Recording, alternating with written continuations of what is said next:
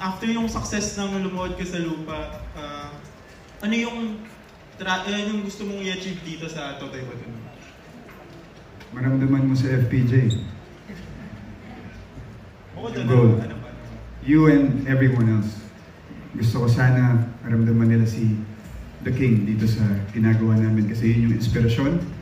At sana, that's the goal. Follow up lang yung sabi mo kanina, si Paquito Diaz, lolo mo. Paano siya nag-inspire sa'yo para gawin yung Lumuhod Ka sa Lupa, itong big projects na to? Hindi ako arte kung hindi dahil sa lolo ko. So, wala ako dito ngayon kung wala siya. So, I hope you guys tune in. I'm super motivated and I'm with the best cast, I'm with the best team. So, lovely question. Thank you. Next question ko naman for Bea Benene. Medyo interesting yung character mo dito. Medyo interesting nga. Ano yung, may expect ba kaming mga fight scenes, action scenes from you? And paano ka nag-prepare doon? Magandang hapon po. Actually, nakaka-excite nga po. Kasi kahit na meron naman na tayong mga nagawang mga action series before, dito sa Totoy Bato, ramdam mo kasi na hindi lang ikaw at hindi lang lahat it's very collaborative. Yung teamwork talagang nandyan para mapaganda. So, yung mga action and fight scenes, definitely.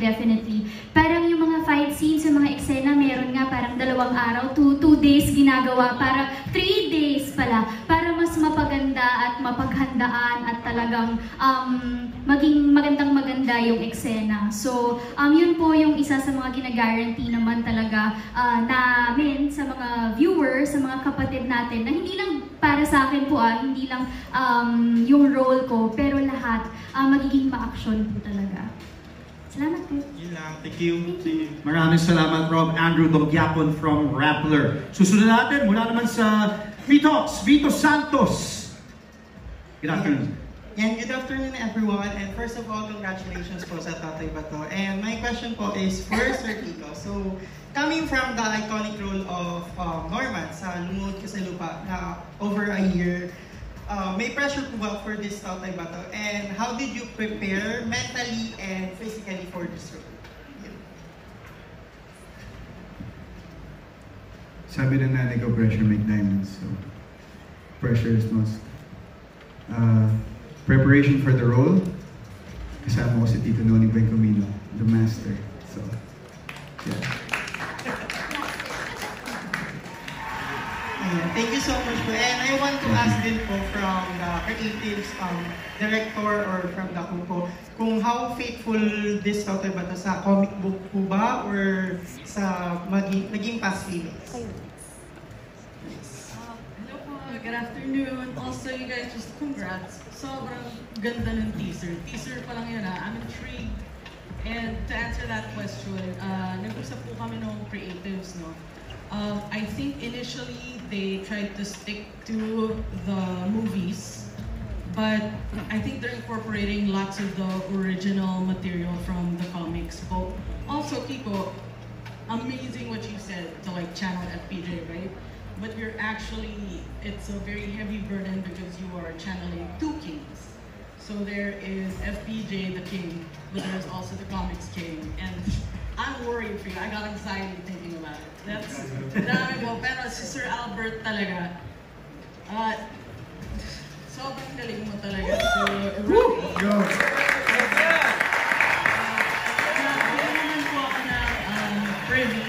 I was made privy to the plot secrets. So, hindi ko na papahabain kasi baka mamaya mabulgar ko ulit. Meron po na plot secrets, and according to the teaser, I think madideliver nyo well. Ang daming magugulat, and like what Sir Art said, totoo po talaga yun. People aren't black and white, situations are not black and white, it's all a rainbow. Everything is rainbows, and a person's true colors isn't always just good or bad. Sometimes we're all the colors of the rainbow. I just want to thank you guys so much. I hear how you talk about your dedication to this project, and it sobrang na touch po kami, I'm sure my brother and I, kasi ito po yung first hero ng daddy namin na lalabas. So hearing how excited, enthusiastic, and dedicated you are to all this, it's really an honor for all of us. Thank you so much. Sir Albert, Thank you so much po, and congratulations. Maraming salamat dito. Susunod naman po from Rachel, Randy Ocampo. Hello, good afternoon po sa inyong lahat. My first question is for Direk. Direk, how is this different from the yung inyong very hit na Lumuhod? And anong mga ginawa ninyo dito na kakaiba na talagang kakaabangan ng mga manonood natin?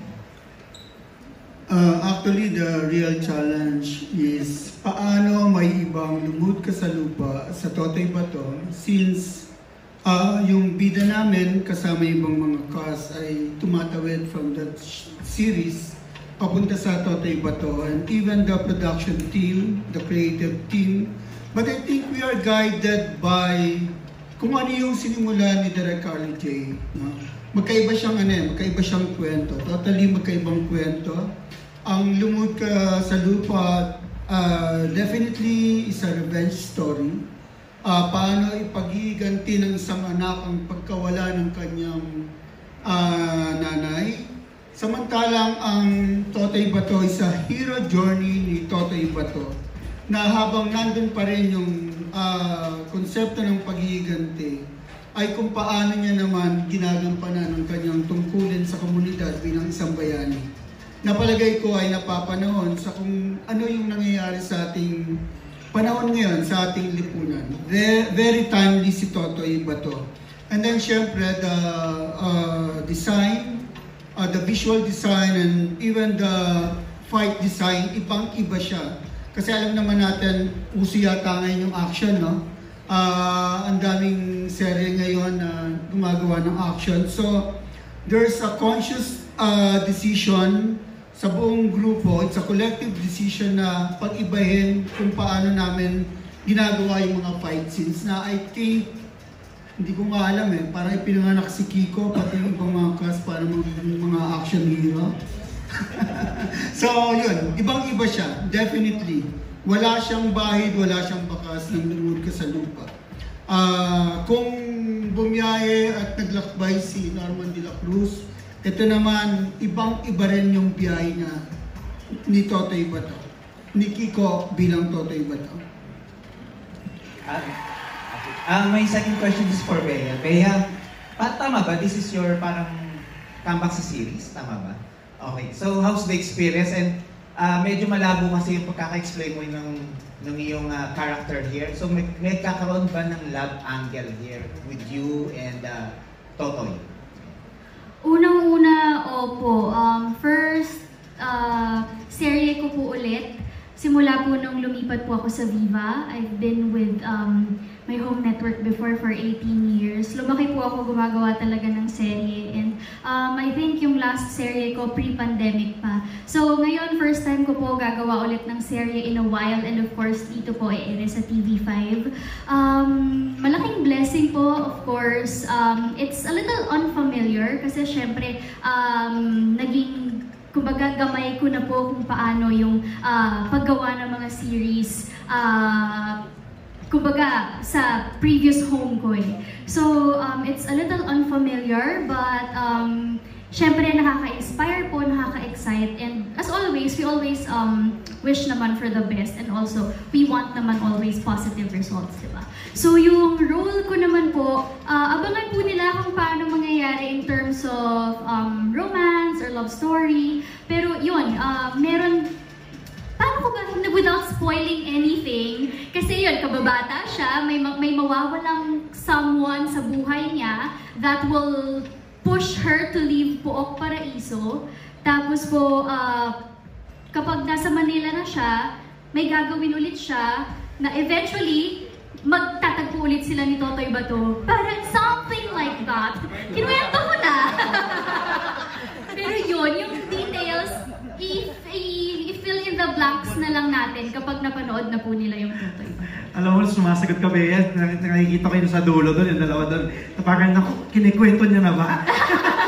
Basta yung details. Kasi syempre, I can't naman divulge everything. Yes, Hindi, of course. kailangan may abangan pa po yung mga kapatid natin. Ayun. Of course. Thank you. Salamat po. Thank you, Bea, and thank you also for your questions, si Rain Del Campo of Rain Check. Next naman natin, si Jaiko TV, Jaiko Manangan. Jaiko, Hello. good afternoon. Yes, good afternoon. Congratulations to the cast and kay Direk, congratulations. My question is for Sir Kiko. And Totoy Bato ay isang character na binigay buhay ni FPJ. Pero sa generation ngayon na di nakakakilala sa original movie, sa palagay mo ba itong reimagined version will resonate sa mga viewers ngayon? Yun po sana ang target. Yun po sana ang hangarin namin. At sana. Pero version namin to. That's one thing clear. It's Albert Langitan directed and Kiko Estrada starred version of Totoy Bato. Pero we always respect where we came from. I respect where I came from. Yung kontrabida po to, yung kontrabida po sa project na to nung una, siya po yung nagpalaki sa akin. So this is a direct love letter to him. And actually, hindi siya lolo ko eh. To be honest, para siya sa lola ko. Sa asawa ni Lola Paquito na laging nanonood ng mga serye ko. Siya yung tipong lola na pag may show ka, hindi siya magmimintis. So para kay Nena Diaz na death anniversary niya a few days ago. So, to me, abuela, mahal naman kita. Thank you.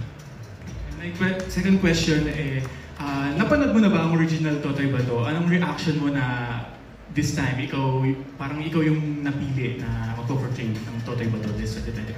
Napanood ko siya pero bad quality, siguro mga 360 dun sa YouTube. Pero good story. It's well written.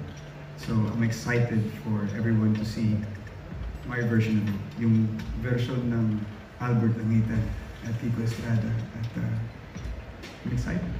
Looking forward to that. Congratulations again. Thank you kay Jaiko Manangan of Jaiko TV. Ito, may follow-up question po tayo sa mga nanonood sa atin online. Maraming salamat po sa inyo. Ito po, to everyone daw, all the cast members shall answer this. Ano ang pinaka natutunan ninyo habang ginagawa ninyo ang Totoy Bato? Benz, let's go with you. Let's do that around the table again. Pahabol na question to mula sa ating mga viewers online. Marami pong salamat. Hindi pa po na-start yung thinking ng ibang character. Wala pa doon. Wala pa ako natututunan. Okay. Billy.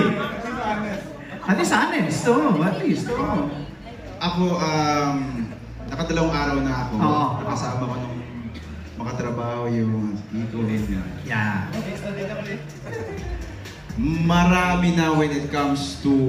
Dalawang araw pa lang, marami na. Kasi yung dalawang araw na yun, puro chismisan kami. Sir.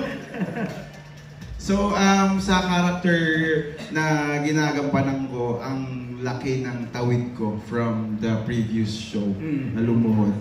Na still lang siya, this time, magugulat yung mga manonood kung paano si Dusty. Ako rin nagulat na tumawid siya ng gano'n. Yun yung siguro, yun yung mas matututunan ko. Thank you. Andrew? Ako ang natutunan ko para sa akin na focus on the goal lang. Tapos mahalin mo lang yung ginagawa mo. Kasi at the end of the day, makikita mo naman yung magandang result sa mga ginagawa. Ganda. Oo, tama. Exactly. Diba? Kumbaga, ano, Kicks? Pwede din. Di ba ganyan? Okay, next. Ako po, parehas kami ni Benz na natutunan. Kasi wala pa din. Pero mas maganda po kasi yun dahil mas mahaba yung preparation para pagkakalan yung pangalan. Correct. Benz, I feel you. That's para sa naman po. Okay. Next natin. Sige, yan natin. Yan.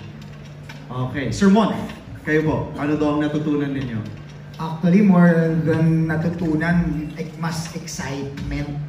Sobrang yes, excited ako talaga sa cast na ito eh. Art Acuña, naka-eksena ko kahapon, grabe. Ang dami kong natutunan kay Art Acuña. Ang galing. Ayan, yan. Art, ano, you're saying something, sir. How about you, sir? What else have you learned? Well, first, I'm very blessed to be working with such talented, creative people. Yeah. And I'm talking from direction to writing. Everybody is collaborating. Yeah. They've got this childlike glee. Yes. Like we're in a playground for the first time. Let's create something.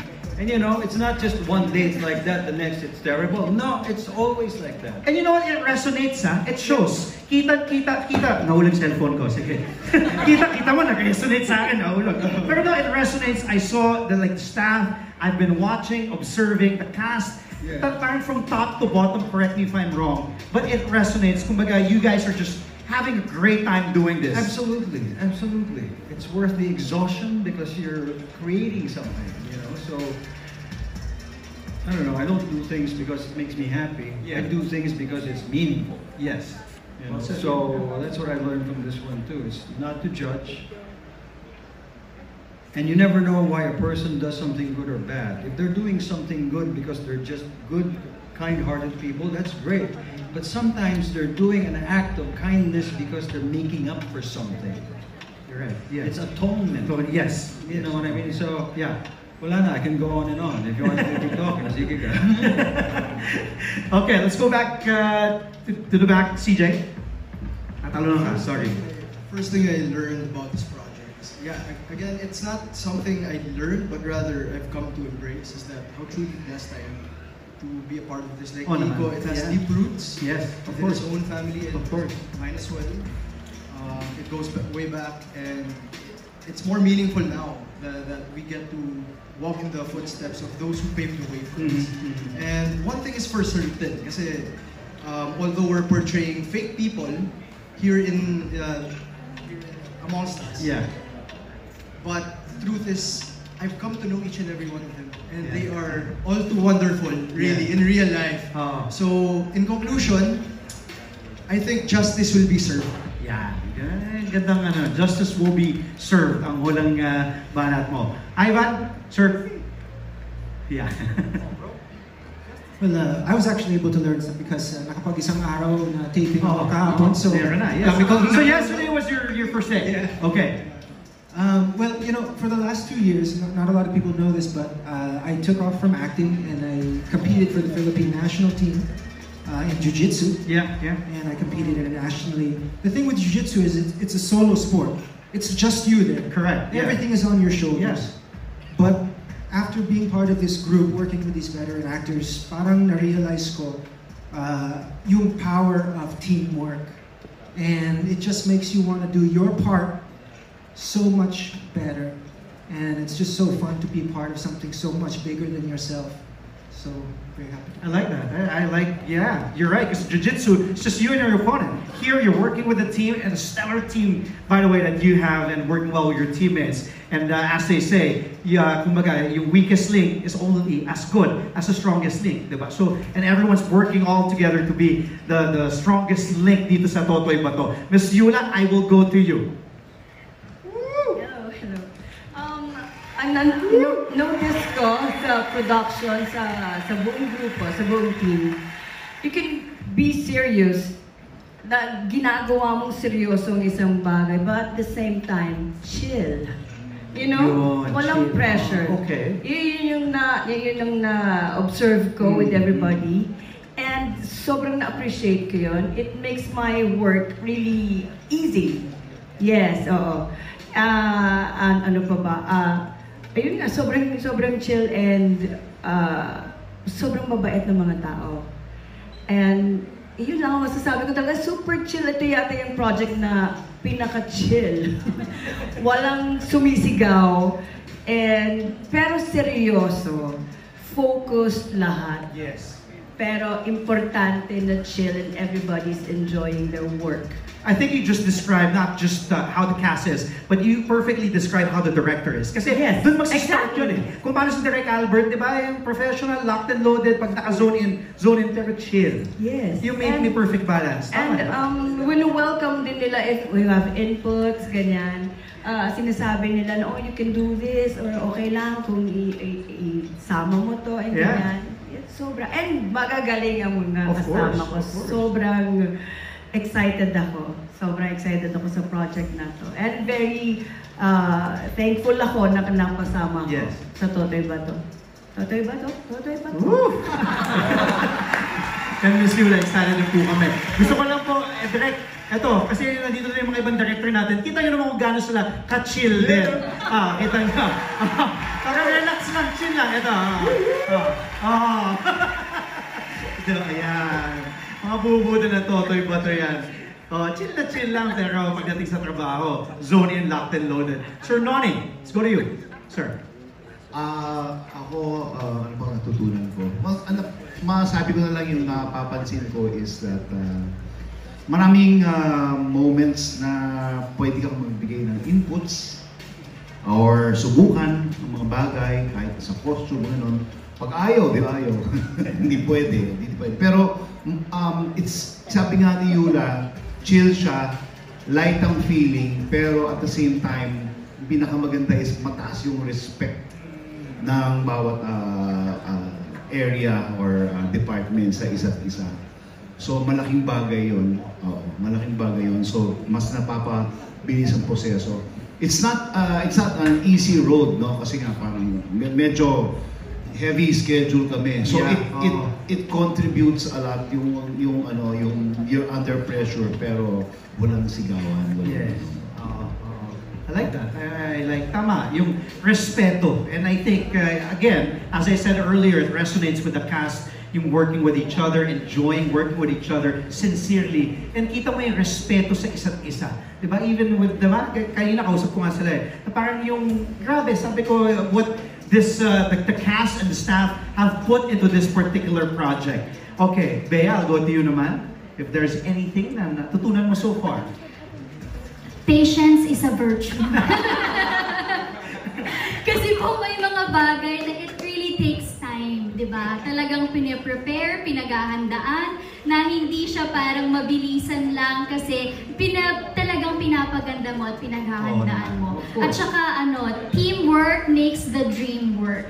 Lalo na, syempre, hindi lang po yung cast, hindi lang yung mga artista, syempre yung production team, sila Miss Louver, sila Sir Jerome, even the directors, Direk Ambo, Direk Zairo, Direk Albert, talagang yung teamwork, kailangan nandun po talaga para para mag-work yung dream. Nakadalawang quotes sila, wala kay Miss Bea Binene. Teamwork makes the dream work and patience is a virtue. Magagamit na yan agad-agad. Miss Cindy? Ayun, dahil kakasimula nga lang. Actually, more on na-realize. Okay, yes. Ano yung na-realize? Ano ito, Sir Noel, sabi mo? Ang bigat ng mga kasama ko. Grabe. Alam mo yung parang nakakatuwa, nakaka-inspire, na-fuel ka because of that inspiration na syempre kung nandito sila, hindi naman pwede nandito ka lang. Kailangan sabayan mo. Imagine, Mon Contiado, Miss Yula Valdez, Sir Art, Noy. I mean, imagine mo makaka-excite mo sila, di ba? Nakaka-excite pero nakakatakot. Pero sabi ko nga, syempre gagawa ng paraan para mag-level sa kanila. So ngayon pa lang, ready mo talaga yung sarili mo. So more on, yun nga, na-realize ko na, dapat galingan mo. So feeling ko, madami akong matututunan. Kasi simula pa lang, pero excited ako matuto sa kanila. Yun talaga yun. Si Art nagbibigay din ng acting. Yes! Opo. Saka sobrang mabait po talaga nila. Small talks pa lang. Magiging komportable ka talaga sa kanila. Yun yung maganda. Hindi ko sabihin, sir. Pinapanatan ka sa kabila. Tuto ko pa red horse sa akin. Kita niyo ako. Bunyagan na tayo dito. Okay, Kiko, let's end with you, of course, before we proceed with more questions from our friends from the media and the press. But you, Kiko, of course, I'm sure you've learned a lot from Lumod Ka sa Lupa, but eto, doing this, etong napaka-great project, Totoy Bato. Ang natutunan ko ngayon, well, feeling ko it's more of a realization. Kasi, feeling ko pag nandito yung lola ko, sasabihin niya sa akin, ito na yun, boy. Galingan mo na. Ganun na kasi. Panahon na lumangoy kasama yung mga pinakamagaling na pating. galingan mo. So ito na yun. At yun na yun yung... I mean, yeah. Yulo Valdez. My God. Pag nabuhay ka lang ng panahon ko. All jokes aside. Yes. I'm sure that's going to be a headline.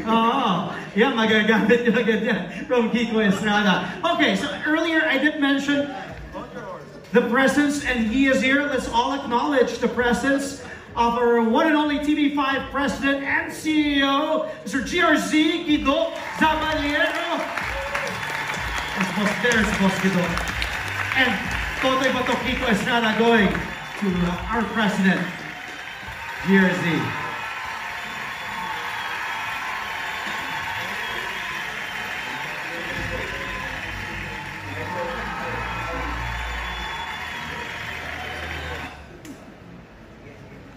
Siyempre, bukod sa TV5, maraming salamat din po. Sari-Sari, Signo, and Quest. Maraming salamat po. And we are streamed again on Facebook, on YouTube. Sa lahat na nanonood ngayon, magandang hapon. Salamat po sa pagsama sa amin. The MediaCon of Totoy Bato. Now let's resume our questions from our friends from the press and the media. From Stars Photog, Alan Sancon. Sir Alan? Hello, good afternoon everyone. Good afternoon, sir. Dito po ako sa... Kita ko. Kasi lahat kami nakatingin doon eh.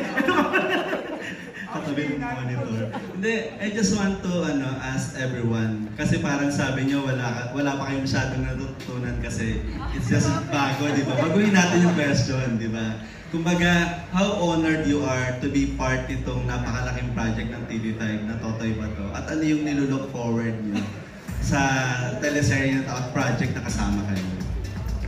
Yeah. Siguro start with, AJ. Ako sobrang nagpapasalamat ako kasi isa ako sa mga tumawid. Kasi kasama ako dun sa Lumuhod Ka sa Lupa, tapos tumawid ako dito sa Totoy Bato. So, gusto ko lang magpasalamat syempre sa Viva, kala Boss Vic, sa TV5. And of course, na nagtiwala po sa aking mga directors, sa aking mga producers. Maraming salamat po.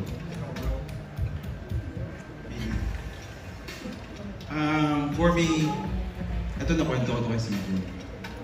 I'm very honored to be part of this project kasi sabi ko kay CJ, sabi ko, bro, ang pinakaunang nagbigay sa akin ng linya sa acting career ko is your dad. What? Yeah. Wow. So sabi ko, bro, thank you, man. Alam nila yan. So, hindi ko alam kung paano ko siya i-explain. So, I'm very, very happy. Sa Benz. Sa akin, sobrang thankful talaga kasi binigyan ako ng chance ni Boss Vic na gumawa naman ng mainstream kasi laging sa streaming platform lang ako nang hindi mo nakakagawa. Kaya yun, pressure din, yun lang gawin ko yung best ko. Unang-una sa lahat, maraming salamat po rin sa pagtitiwala sa aking talento. So galing ako sa isang show with Direk Albert din and Direk Zairo. Then after po nun, nagkaroon po rin ako ng isa pang show under TV5 din with your kuya. Kuya Aga mo, nakisutok sa buwan. So napaka-blessed po na ito na naman ako sa TV5. Baka gusto niyo na po akong kunin. Dala na po akong ballpen, pero na po akong pumirma. Maraming salamat po sa tiwala talaga. Yun po, sobrang blessed. Parang parang dito na ako tatanda talaga sa pag-arte. So, maraming salamat po. Honored again kasi syempre sabi ko nga we have deep roots here. At saka may mga nakatrabaho na rin ako dito na sa mga dating teleserye. So, and coming in kasi syempre iniisip ko paano yung transition. Lalo na tatawid din from Lumuhod, I wasn't even barely there, and then ngayon may bagong project. But they made me feel right at home. Pag nasa holding area kami, nasa dressing room, it feels like, I'm just in my living room. So, I'm so thankful, for our creative directors. And when I say creative, in terms of artistry talaga, makikita mo yung husay ng mga modern direction natin. So, maraming salamat po sa tiwala, sa mga associates natin, the people responsible for the position that we are in now. Boss Vic, Viva, looking forward to seeing you soon. Thank you po sa lahat. Siyempre sa bida natin, si Kiko, siyempre. Bro, kung hindi mo dinadala ng maestro, bro, we all sing with you in the ship, bro. Kaya salamat bro that you're giving this. Sabi ko Thanks for the pressure. Justice will be served. No, but I believe in that. Justice will be served. Yeah, for me, it's just an honor to be here with these amazing actors, amazing cast, amazing filmmakers. So excited! I'm so excited because I haven't done action since 2019 in the movie Maria, and I'm very excited because I've been doing jiu-jitsu, competing, teaching, training for over 15 years, and I'm just really excited to be able to use it. I always wanted to do that ever since I was a kid, put it into the movies. So just living a dream. I'm really happy. Thank you po. Siguro yung mga veteran, hindi na natin tatanungin kasi talagang honored naman to be part. No, hindi, I have a question to Miss Yula. Miss Yula, I just want to ask you kasi you're a veteran actress na rin, di ba? Hindi man natin ikakaila. And you're an amazing actress. Thank you. At makikita hindi pa rin channel, di ba? Kumbaga, ngayon po, na sa dami-dami ng mga role na ginampanan ninyo, bida kontra bida, kumbaga, paano kayo na-excite dito sa role ni Ruby, dito sa Totoy Bato, and why you accepted the role? Ito na nga. Ito na ang sasabihin ko. Ang first movie ko with Viva Films when I was 14 years old ay Dugong Buhay, na ang sumulat, ang nag-direct ay si Carlo J. Caparas. So para sa akin, ito ay classic na ang Totoy Bato, and honored and thankful ako na napasama ako sa teleserye nito. Thank you kay Boss Vic sa Viva Films and sa TV5 dahil alam mo yun, parang 360 na nag-umpisa ako na Carlo J. Caparas ang gumawa, and then ngayon gagawa rin ako na siya rin ang sumulat. Originally na siya yung sumulat. Yun ang feeling ko. Excited ako na ang haba ng panahon and gumagawa ulit ako ng classic na ginawa ni Carlo J. Caparas. About your character, Ruby. Paano kayo na-excite niya? Sabi mo nga, napapanood mo ako ng bida at kontrabida. Ganon din dito. Malamang halo. Kaya exciting. Thank you, Miss Yula. And congratulations. Thank you. Thank you, Alan Sancon of Stars Photog. And up next, let's go to Janelle Calamayan of Orange Magazine. Hello po. Good afternoon and congratulations po. My question po is for Miss Yula. Without spoiling, do you think audiences will be inclined to love, hate, or perhaps feel conflicted with your character as Totoy Bato's story unfolds? Magiging ano sila? Magiging, excuse me? May inclined po ba sila to love, hate, or perhaps feel conflicted po with your character? Well, I hope na ma-affect sila sa portrayal ko. Hindi ko pa masasabi kung anong mararamdaman nila. Let's just wait and see. But I will do my best na magampanan ko yung role na binigay sa akin. Yun lang ang mapapromise ko. Well, yung effect sa kanila, kung malalove nila o may-hate, it's up to them. Kung anong effectivity ng paggaganap ko. That's all po. Thank you so much. Thank you, Janelle. Ito, lagi natin nakikita sa social media from kapatid insider, Carl Jun Canonoy. Carl Jun? Hello po, good afternoon po. Una po sa lahat, sobrang congratulations po sa lahat ng team ng Totoy Bato for a wonderful project. And then, question ko po is, kung sino man po sasagot sa inyo, gaano kalaki ang pressure na sa inyo na mapantayan ng success ng Lumuhod Ka sa Lupa? Di ba, nung nag-pilot kayo, nag-transfer kayo to prime time, to nag-task kayo ng rating, so may pressure po ba na mahigitan ng success? Kahit sa inyo, kung pwede nyo po sumagot. Siyempre palaging nandun yung pressure, hindi naman mawawala yun. Parang magsisinungaling ako kapag sinabi kong, hindi kami napipressure. Di ba? Pero palagay ko, with our team and with our cast, parang mas madali hindi siya ngayon. Kasi dati parang suntok sa buwan eh. I mean, parang trivia lang nung sinisimulan kasi yung Lumuhod Ka sa Lupa, parang hindi namin alam kung saan kami dadamputin. But of course, ako personally, meron akong personal goal na iangat natin sa yun eh. Maganda yung kwento, di ba? Classic na rin and legend yung unang creator, di ba? Yung gumawa, Direk Carlo J. Tapos yun na nga, nagsimula sa panghapon, nalipat sa prime time, nagsimula lang yata sa 16 weeks, ngayon lalagpas na siya ng isang taon yung Lumuhod Ka sa Lupa. Pero ito kasi mas, tinatanong ko nga dati si Jerome, yung aming isa sa mga producer na, kumusta naman, anong naramdaman mo dati? Sabi niya, mas mahirap daw kasi first time lang namin magkakatrabaho. Ngayon medyo mas madali na dahil kabisado na namin yung pitik ng isa't isa, di ba? Yung galawan ng isa, kumbaga nagkadugtong-dugtong na yung mga bituka namin. Pati rin yung mga artista. Kaya nga kung sinasabi ng mga artista kanina na nila Sir Art na parang chill lang. Kasi ako personally, talagang ang lagi kong sinasabi, ang gusto kong set ay mapayapang set. Bakit? Ayoko mamatay ng maaga. Hindi worth it! Ang stressful ng trabaho natin sa production. Di ba? Hindi pwede. Expose ka sa lahat ng elements. Napupuyat ka kahit hindi mo gustong mapuyat. Kahit nasabihin hanggang dito ka lang magtatrabaho. Pero syempre gumagana pa rin yung utak mo kahit natutulog ka na, ayaw magpahinga. Tapos magsisigawan pa kayo, magmumurahan sa set, hindi siya worth it. Plus yung respeto kasi nawawala kapag nagsalita ka ng masakit sa isang tao.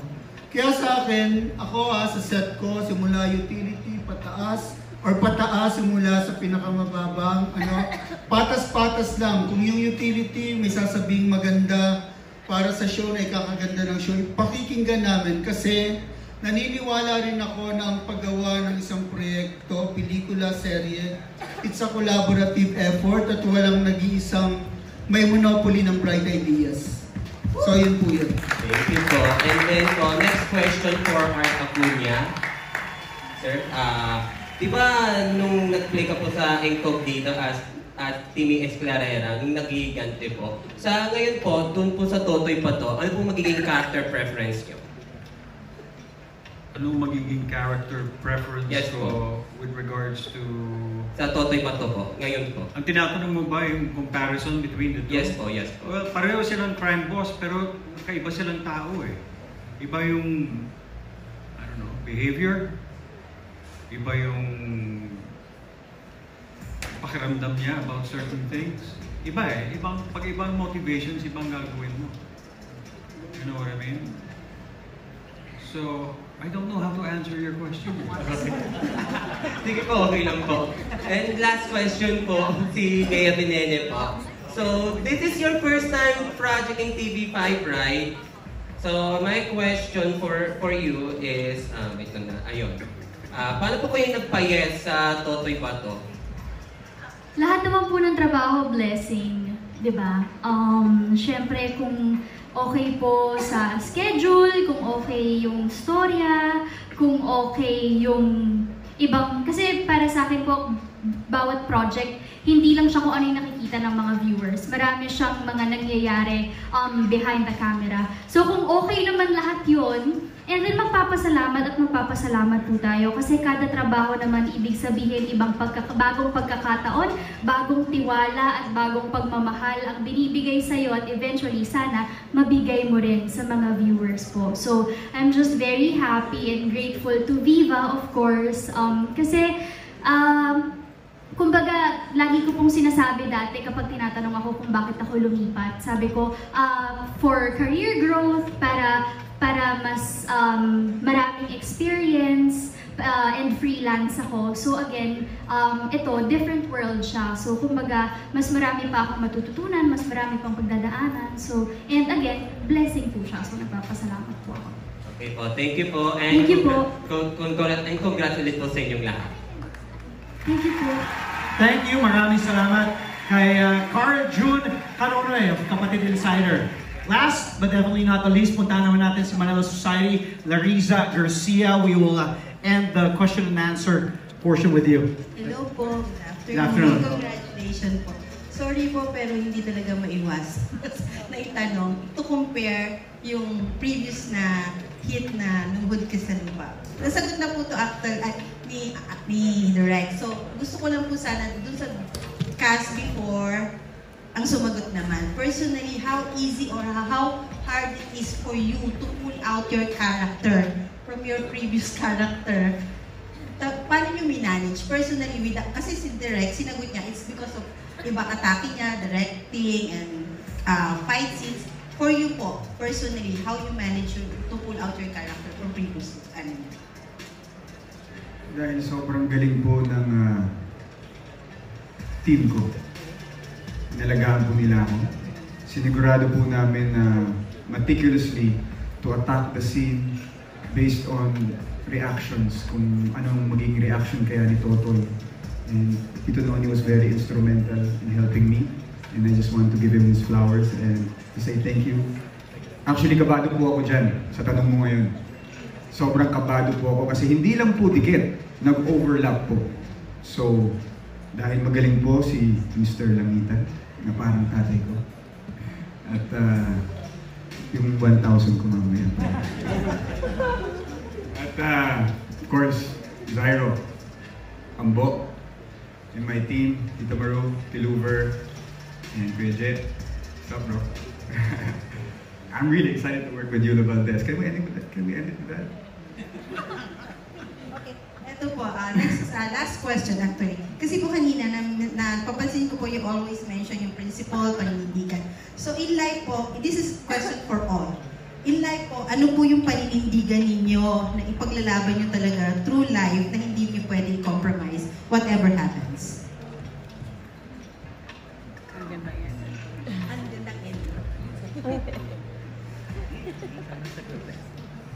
Siguro yung paninindigan ko para sa ngayon is to stimulate the culture para maganda yung mga produkto ng mga Pilipino. Gaya ng ginawa ni Sir Carlo J. Caparas. Sobrang obra maestra yung mga ginagawa nila. And I believe the #1 art form is film.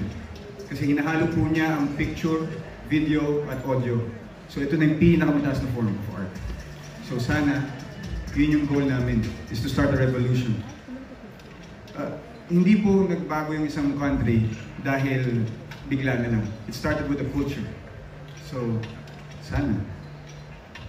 For the veterans po, can you add on? Meron po bang ibang sasagot?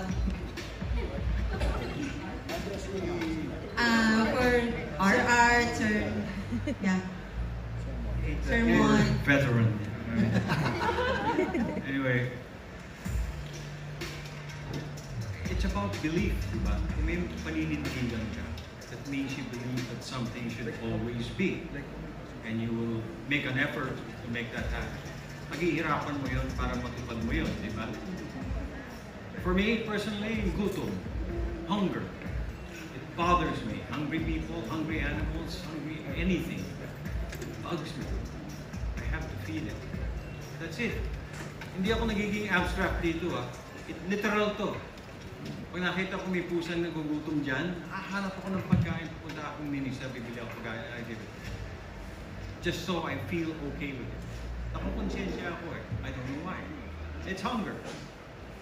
As for the other things, that's too complex already. Your question is not easy. Sorry. Miss Bea, can you, for the younger, Veteran? Younger generation. Ang hirap mo ng tanong. Thank you so much for your wonderful question. Para sa akin, hindi po masyadong konektado sa serye. Pero para sa akin, ang isang paninindigan o isang paniniwala ko na hindi ko i-give up ay yung paniniwala sa Kanya. Sa lahat ng ginagawa mo, sa lahat ng nararamdaman mo, kailangan maniniwala ka sa Kanya, gagawin mo para sa Kanya, gagawin mo dahil sa Kanya, gagawin mo kasama siya. Salamat po. And I thank you. Sagot pang beauty queen. And we end with that. Thank you also for those questions. Palapakan po natin. Can we end with, I wanna have a with Tita Yula Valdez. We end with that. Sige, okay, go. How Go beautiful Tita Yula Valdez. We end with that. Maraming salamat sa ating mga kaibigan from the press and the media. Thank you so much sa lahat ng inyong mga